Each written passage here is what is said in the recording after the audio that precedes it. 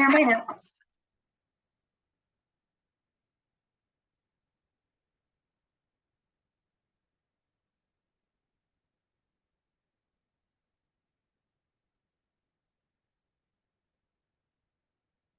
Finding a place for every student. A policy brief on school choice. Educational needs is different for everyone. For me and my family, that was certainly the case. When my parents decided to put me in school, they chose to put me in a private education. This was because they believed I needed hands-on learning and a smaller environment. So they also put my sister in this when she went into pre-K.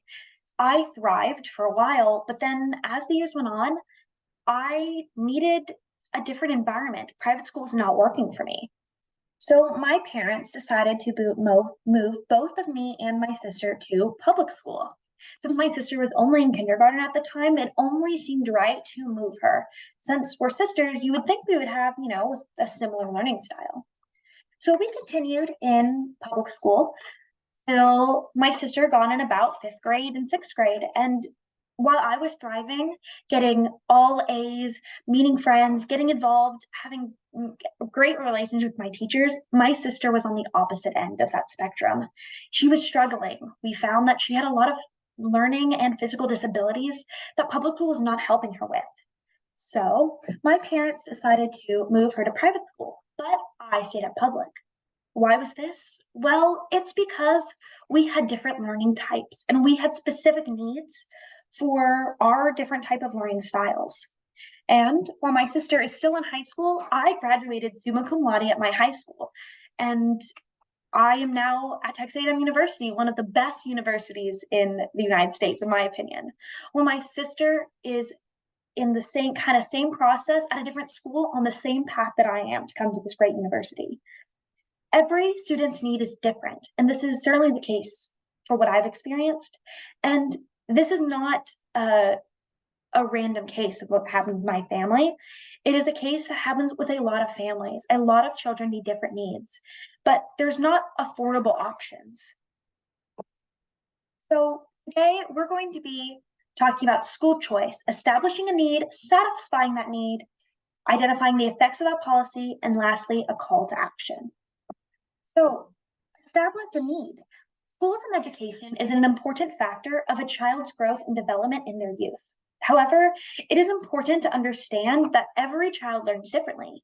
In a study by the Whitby School, it was found that there is no one-size-fits-all education.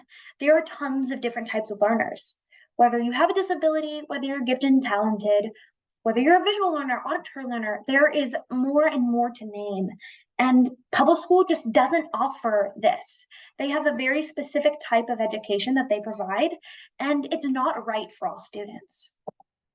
Also, for these students that aren't able to fit in public school, a great option is maybe a different type of school. But those things like private school are extremely expensive.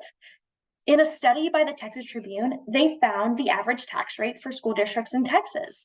In the more wealthier areas, it's about $1.04, while in the poorer areas, it's about $1.17. This means, let's say, on average, that if your home is worth, let's say, $300,000 in value, then the amount you're probably paying to schools is going to be about rounded to about $3,000. And that is going to from your property taxes to the schools. Also, an average private school education is $10,000 a year. So for families that aren't able to afford this hefty price to send their child to this type of education, it will have their child be in an insufficient education that will negatively affect their learning overall. So how do we satisfy this need? We're going to satisfy this need by a policy called school choice. School choice is the policy that allows parents to decide the best educational environment for their child. Rather than putting that money into taxes that go towards public schools, they are now able to put that money towards private, homeschool, and other types of education. So how will this policy work? Well, first, a parent is going to apply for this financial need, saying what their finances are, their average income, and the number of students in the home. Then this will be allocated to the government. The government will identify your financial need and where you're trying to send your student. They will then send a voucher, whether paying a certain percentage of the public school price or sending 100% of it, depending on your need and also the child's needs. So then we go to funding. Rather than actually sending through debit cards or wire transfers or cash, we will be using a voucher, because with cash and other types of money, that money could be used for other things rather than what we intend them to be, for school. So now they will be given a voucher, given a certain amount of money to pay for that year's tuition, give it to the school, and that school will then give it to the government to pay that tuition money. So how will this policy be enacted in the real world? How will this affect our students in our schools? Well, let's start with the students. Students who are unable to be supported in public school environment will now have the option for specialized learning. Some students strive in public schools and some just don't. Students maybe that are more gifted, students with disabilities, and students that just really aren't fit for public schools would thrive in a school choice policy. In the graph shown beside, you can see that there are all different types of learning disabilities at all different types of percentages compared to the average student.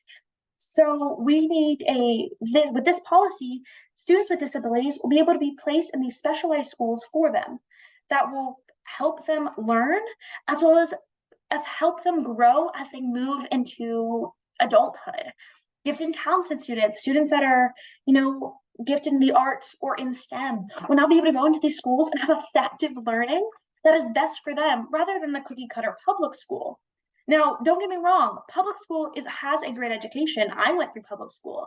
So the policy is giving the best education for each student, rather than a average or a assumed best for students. Next, lower class and middle class families will now be able to afford the education that's best for their children. Everyone has to pay property taxes and taxes in public schools. So why don't we have that money that you're already paying be paid into the schools that you want your child to be in? This is why this program is so great. These lower class families that aren't fortunate enough to just pay off the bat for these very high tuitions will now be able to take that tax money and pay for the school that's best for their children. And lastly, so one big concern is that school choice policies will take money from public schools directly. I also want you to keep in mind that Christian Gordon found that 50.7 million students currently in public schools. And in the United States, we are in an overcrowding crisis. So how does school choice help this? Well, when we give these students vouchers for school choice, these special students, or these students that are parents that feel like they'd like to put their child in a private or homeschool or other type of education, we are going to put these students in undercrowded schools. And now these overcrowded are going to have less population, combating the crisis. As well as, with the overcrowding crisis, the solution is to build new schools. So now we are actually taking the money that was going to be used to build new schools and put that back into the schools we have already established.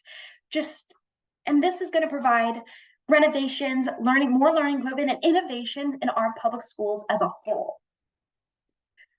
Call to action. Every child deserves the opportunity for a successful and supportive life. If we have a society of left behind learners, we are going to have inefficient adults. What our goal is here for this policy is that every student is going to be put in the right place. For me and my family, my right place was in public school, while my sister's was in private. And every single student's need is different, and that is what is important here. I urge the government leaders and voters to consider this policy, as it's greatly going to help parents, teachers, and most importantly, students. It's most important that our students will be supported with whatever education is best for them. And this policy is going to be able to give every student the opportunity for a successful education and a successful life. My hope is that every single child will be able to have an educational experience that best fits them. Thank you.